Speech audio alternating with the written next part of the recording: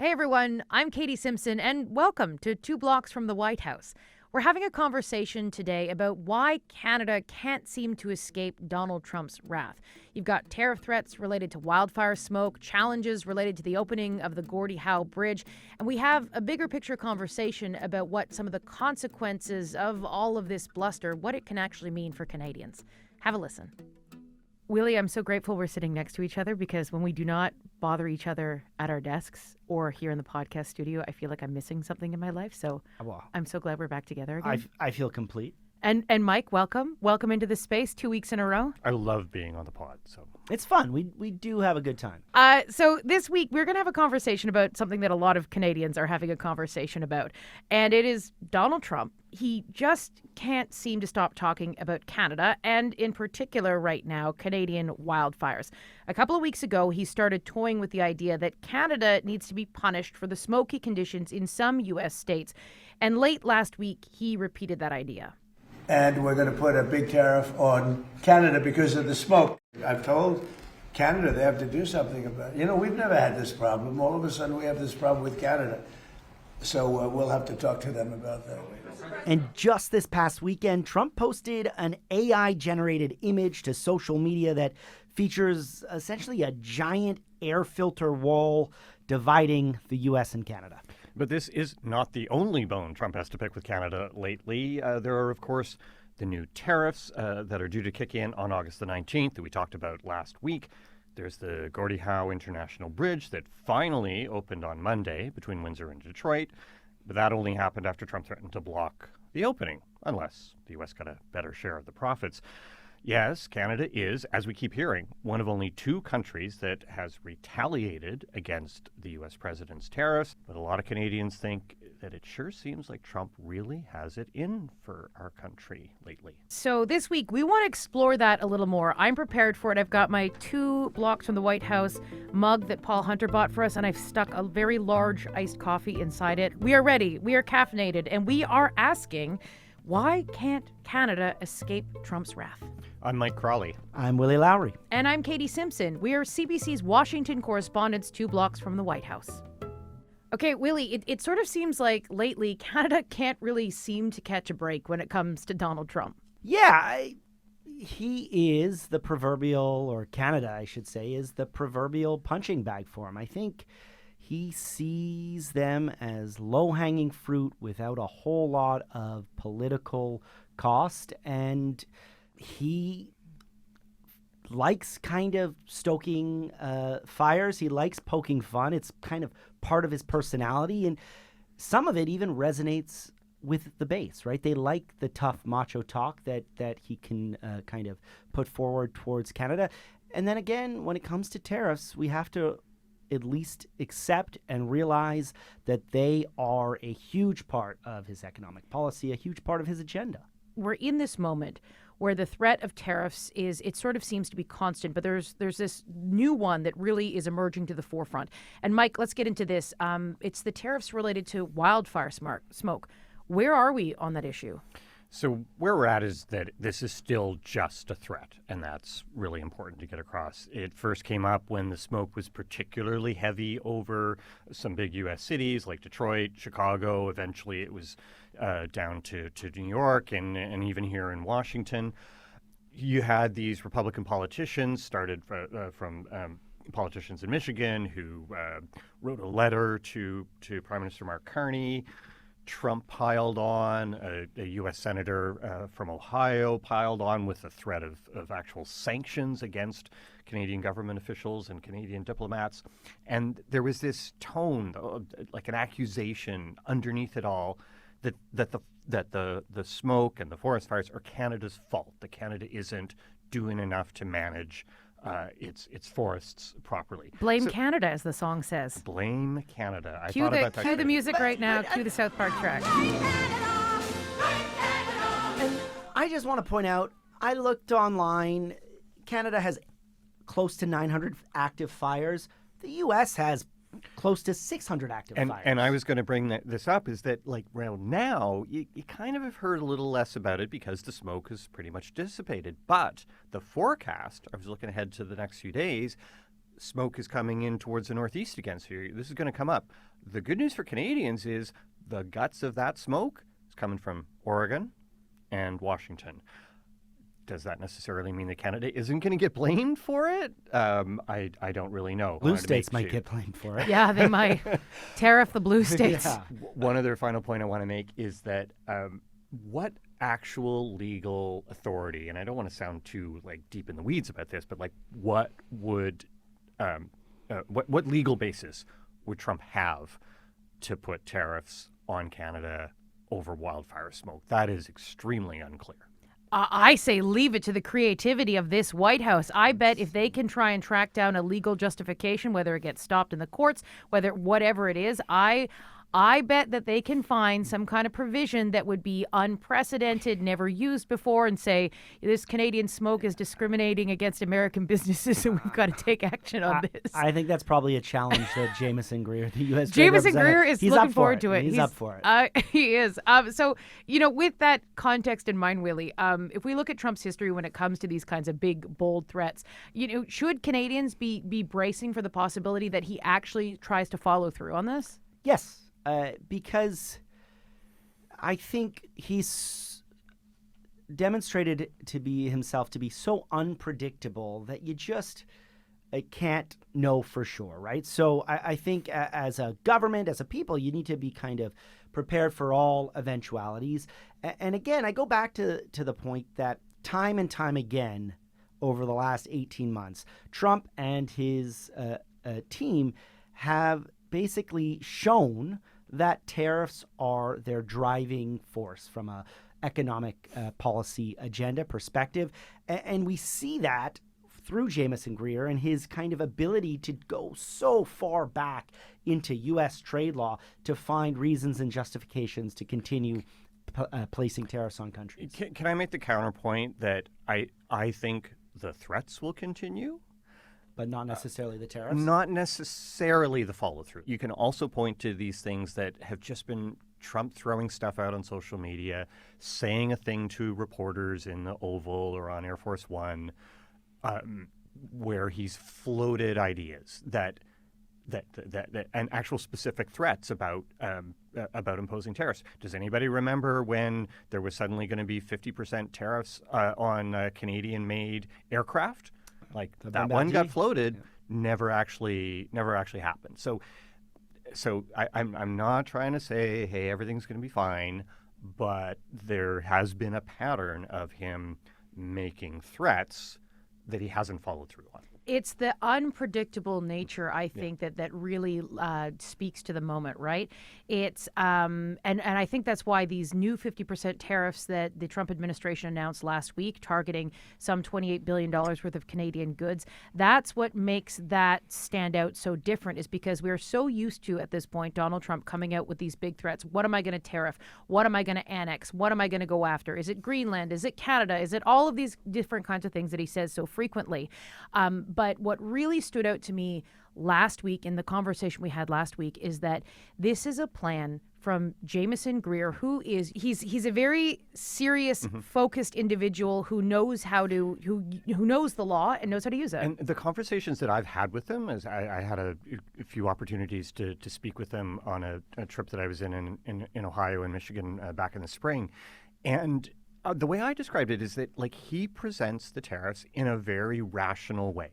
You can see how Canadians would disagree, but the arguments that he put forward don't have the kind of exaggerated bluster of Trump. It's a very rational, this is why we're doing this, this is what our objective is. Very calm, yeah. But the way they sort of present it, and something that both you two have sort of touched on here, they frame it as Canada is being sort of targeted in this moment because Canada is, the way they see it, Canada has been given the best treatment of any other country in the world.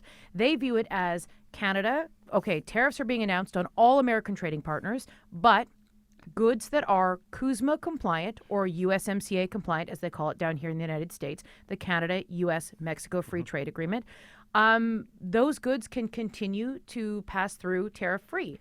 And that is an exception that other countries and other trading partners don't get to have. And so their argument is you guys have been treated the best in the world, and then you went and retaliated. And so Canada has taken its position. Canada has retaliated. The provinces working in whatever making different decisions about bans on alcohol, those kinds of things. The Americans take exception to the fact that Canada stood up. Canada's one of two countries they frequently pointed out. Canada and China are the only two to retaliate, and that they think that you have been given, or the argument they present, which I know it will upset Canadians because Canadians feel they are being treated very unfairly. But from that American Trump administration perspective is, we've treated you better than anyone else, and you're still hitting us back. And so that's where it is. And ungrateful. And there is a grain of truth to this idea that Canada has among the best deals in the world, and that's just borne out by the math. If you take a look at research that's been done by these organizations that literally pump in all the numbers and come up with a figure of this is effectively how much a country is paying in tariffs as a proportion of their exports. The lowest rates in the world are Canada and Mexico. So even with the steel and aluminum tariffs, even with all of the other tariffs on Canada, yes, we do have the best deal.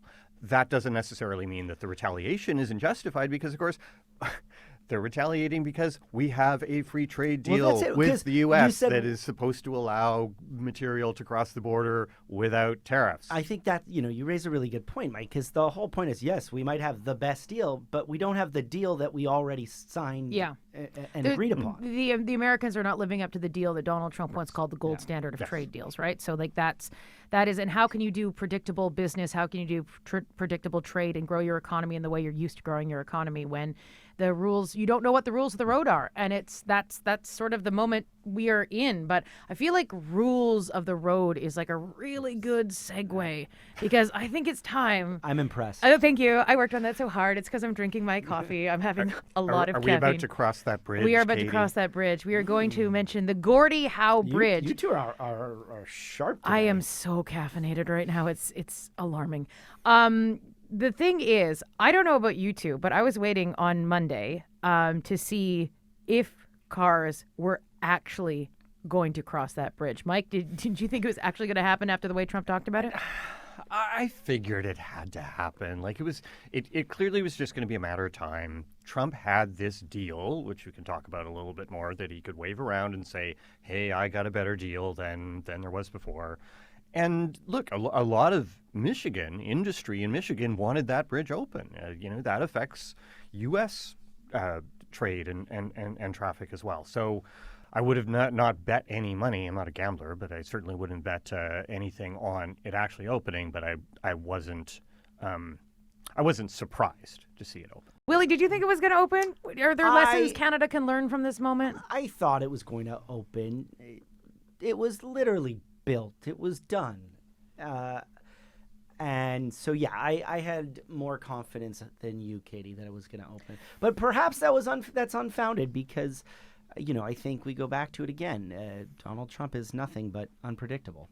I think the whole episode around the bridge just illustrates how easy it is for a country, whether the country does anything or not, how you can accidentally step in it. And the bridge opening originally was supposed to happen. What was it? It was delayed. June? Yeah, it was delayed, and it was. My understanding is that when people sent out invitations to the ceremony, that it sort of riled things up on it got the attention of people who were not invested in the bridge reopening and perhaps had competing visions for where money could be made on another bridge. And it sort of got to that attention, and the Trump administration stepped in. What are we talking about here? We're talking about the family connected to the Ambassador Bridge, concerns that this new bridge, the Gordie Howe Bridge, is going to take revenue away, and reaching out to Howard Lutnick, who is Donald Trump's Commerce Secretary, to have his ear, to then have the president's ear to say, hey, wait a minute. And then we end up seeing the Canadian government making some concessions to ensure that, okay, we got to get this bridge open, and we're going to have a moment here where we have to sort of make changes to originally what the plan was. And it illustrates that how quickly something can change when someone knows how to pull a lever of power. It's interesting that Howard Lutnick, who Katie just mentioned, is really selling the New Deal as a big deal, right? So he put out a post on X calling it a great deal.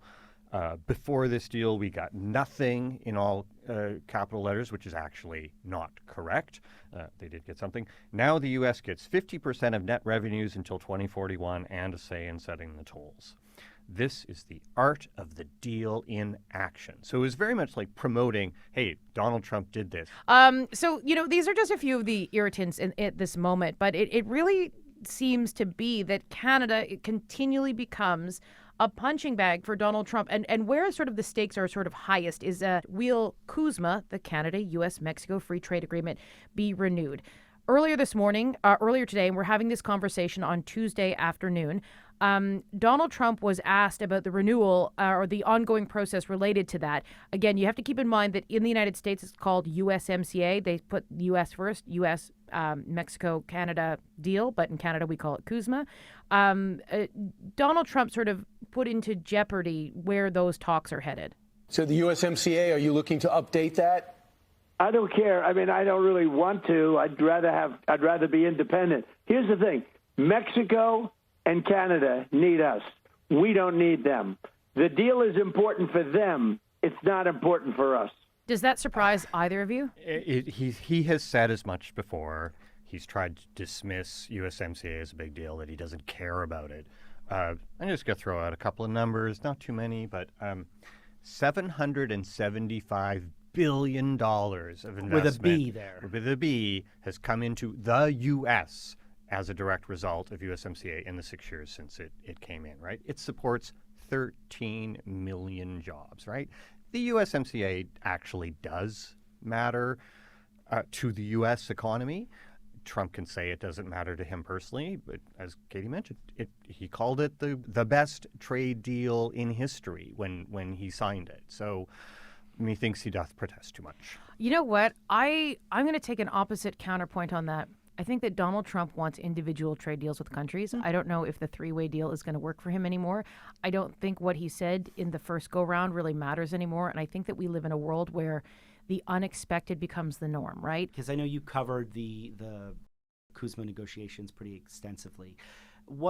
Did the U.S. silo the conversations, the negotiations between U.S. Canada and U.S. Mexico as much as they're doing this time? So yes, but Okay. yes and no. So there were joint rounds where everyone went together and we covered them. A lot of the things were in the U.S., but when it came down time to sign, the U.S. and Mexico announced they had reached a deal, and Canada was not a part of that. So there was this wild scene in the Oval Office where I believe it was AMLO, that Donald Trump's got him on speaker, the Mexican president. He's got him on speaker, and they're announcing this trade deal, and Canada's not there. And then a month later, Canada agreed to sign on. You know, my big takeaway from what we're seeing now, and it goes back to the point that you made earlier, Katie, is that clearly Trump sees bilateral negotiations, bilateral deals more favorably than these trilateral deals. And I think in part it's because it gives, he has more leverage over... What can he do to create the most favorable terms? Exactly. I think that as we take a step back, so this is the Canadian experience right now, but, as we sort of look into this moment, do we think that there are other countries that are doing it better than Canada, that there could be some learning? Not really. I mean, sure, Canada is receiving a disproportionate amount of Trump's attention, but the end results are pretty much the same. You look at Mexico, which of course, famously chose not to retaliate with the tariffs. They still don't have a deal. You look at the European Union. They now have a deal that went into effect, I think, at the beginning of this month. But they're not, in a demonstrably better place either. Mm-hmm. Mike, what do you think? At the risk of bringing up a false comparison, and maybe some Canadians are going to get angry at me for saying this, but sure, we're being used as a punching bag, but Yeah, I can think of a couple of other countries that are getting punched in a much more substantial way from the U.S. Cuba right now, where it's dark and they're under an oil embargo, and that's not to mention Iran, because that's a whole different issue. But the actual the way in which the U.S. is hitting Canada is. Let's make sure we keep some perspective on it, guys. That's all. Yeah, the thing is that the economic consequences, the way that the Trump administration can rain down economic terror on Canada, you can't compare it to a military campaign. You can't compare it to what's gone on. You can't compare it to what's going on in Iran. Can't compare it to what happened in Venezuela, because they're all sort of unique situations that are their own things. But what that has demonstrated, I think, is that the Americans in this moment, Donald Trump views himself as one of the most powerful presidents in history, if not one of the most powerful world leaders in history. He is not afraid to use the American military to pursue his agenda. We saw it with Venezuela earlier this year. We see what's going on with Cuba in terms of embargoes and concerns about what's going to happen with the government there. Is there going to be American intervention? And then we see the war in Iran. The way that Donald Trump has sort of shifted his foreign policy to this military interventionist moment, I think that has given a lot of Canadians a lot of deep, deep concern that does it ever at any point when he talks about making Canada the 51st state or he talks about Greenland, is there an edge to it? I'm wondering, what do you have to do? Do you have to be like the president of El Salvador or Honduras or something? You know what my pick is for a country that might be doing it right, except they are facing tariffs, is Qatar. Give them a plane. Give them a plane. Give them a $400 million plane. Is that the way to do it? But they still have tariffs. A small for commuter Air Force jet isn't One. going to cut it? No, but it's like they gave him the plane, but they still have tariffs. I'm not saying Canada's absolutely not going to give him anything. I think if Canadians, there would be such a revolt. Is that right? I don't know. I don't know. This gets at something that one of my sources has been saying to me is a point of leverage for Canada is to point out how much of our pension funds in particular are invested in the U.S., right? Yeah. Roughly half of the Canada Pension Plan investment boards. These are huge funds. You're talking hundreds of billions of dollars. And half of our Canada Pension Plan, all that you've been paying your CPP premiums, half of it is invested in the U.S. Yeah. And that...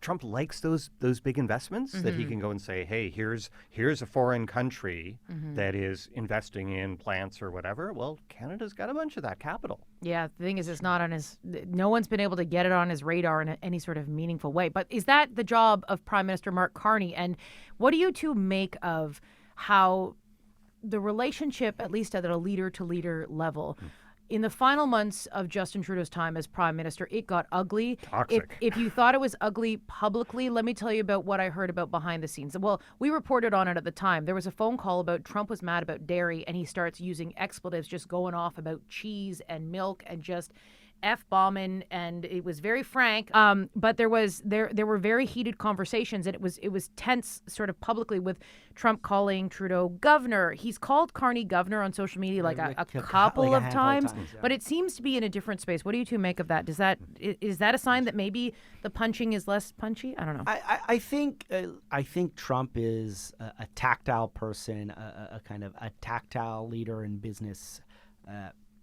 Deal maker, if you want to call him that. And so the personal relationship matters. And clearly, Justin Trudeau rubbed Trump the wrong way. It seems less personal with Carney. From what I can see and kind of glean from their interactions, there does appear to be a level of respect. Dare I say intimidation? I think Carney is the kind of person who knows his files, knows his facts, and I think Trump kind of understands that he can't really kind of get something over him. Yeah. But I don't know. I was thinking that the relations, in the early days, if you think back to the G7 at Kananaskis, Carney's first appearance here in the Oval, the body language between them was more as equals. Maybe Trump respects Carney's background in international finance. I mean, the guy did run the Bank of England in addition to the Bank of Canada. And but came then up through there's Gold- been and this- came up it's- through Goldman, which is something that Trump will and be his very, investment banking yeah. background for sure. Like he's a money guy, Yeah. right? But things switched after Davos, right? The big Carney speech in Davos that got a ton of attention worldwide, and in putting forward the idea of how the world order has changed. Carney upstaged Trump on the world stage, and if there's one thing Donald Trump doesn't like, it's getting upstaged, right? There is one piece of context I'm going to add to this, though. It has been pointed out to me many times that tariffs, before the Davos speech, tariffs went up under Mark Carney. Whether the relationship is better or not, people who are involved in things say the relationship is better and it does help. But from To what Trudeau's end? time, the tariffs did go up. They increased. And so at this point, what does Carney have to lose by calling it out on the world stage and try and court more European investment, try and court more deals that way? Not to mention the domestic Domestic politics. The other thing about domestic politics, but in the U.S., is that when Trump goes off about Canada, there is a certain part of his MAGA base that is really in tune with it. Yeah. And it's something that I've noticed when I've gone out. I've done a lot of Republican-based sort of stories to get a sense of how people are feeling.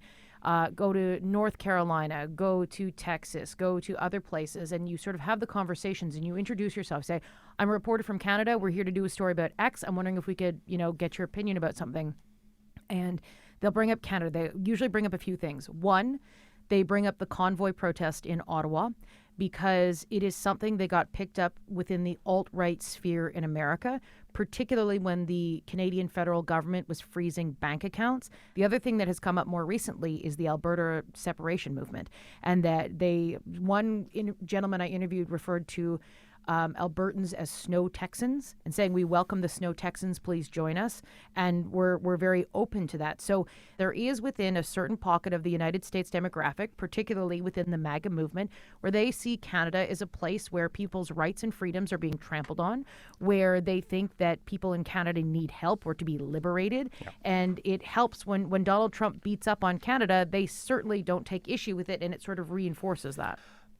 There's also this idea that Canada is, to Katie's point about trampling on people's rights, that it's a bit of a liberal bastion that is too woke, and it's what would happen if the Democrats had their way in the U.S., that they would turn it into another Canada with all of those kinds of woke things that the American right doesn't like. Canada bashing is not going to lose Trump any votes, right? Nope. And so he gets to look tough, look strong, look like he's carrying out his tariff-first economic policies agenda with relatively little repercussions for him. Consequence-free, right? Exactly. It riles up the base. It can get people a bit supported. Absolutely. This is a conversation that we could have anytime at length, but is there any one thing that, Canada can be doing in this moment other than what it's already sort of doing, trying to have those conversations, move trade talks along, those kinds of things? I think I've said it before, but it's, that British World War II moniker, keep calm and carry on. And think of England? Think of Canada. Yeah, the words I'd written down thinking about this were calm, measured response. But a response of some sort, and what strategic, tactical. A contact that I was speaking with who is in a position that they can offer some advice to the government. The government's, looking around for some options. Where are there other points of leverage that Canada can kind of put on the table to say, okay, well, if you're going to do this, we're doing that, and how do we find a compromise? Yeah, and I think that's a really important point, right? Domestically, Canadians will not want to, we will not want the government to roll over, right? They will. Well, Canada has given a bunch of concessions, and what has it done, right? And I think we've talked about this before. Canada has made concessions, Certainly. and it's done nothing to really change so the why, playing field. Why So- look like you're rolling over then? Exactly. So it's where do you even what I'm hearing from sort of the business community is that their frustration with Ottawa right now is they don't know what's going on. But I would also probably argue I don't know how much there is going on. Dominic LeBlanc is here, and there's not a lot of fanfare around it. And it is my understanding that the Americans have sort of said to the Canadians, we don't want a lot of attention around this. I've heard that from multiple people that are involved in things. And so it is kind of being this thing behind the scenes. But the other thing is, how many times can Dom LeBlanc stand behind a microphone and say there's no update? But I think he should, and he should answer our questions because transparency is obviously important. But at the same time, I think negotiating this in public is not a recipe for success. Not to mention, until you have a deal signed and delivered, and even when you do, look at the bridge. With Trump is so unpredictable that it doesn't serve kind of anyone to say we've got this until you actually have this. And it's not going to do anything to escape Canada from Trump's wrath. Exactly. And I think that's where our conversation began, and I think that's where it's going to end. You two, thank you, Mike. Thanks for joining us for 2 weeks. Are you here next week, Willie? Or are you away? I am away next week. Okay, thanks, guys. Thank you. Thanks, Katie.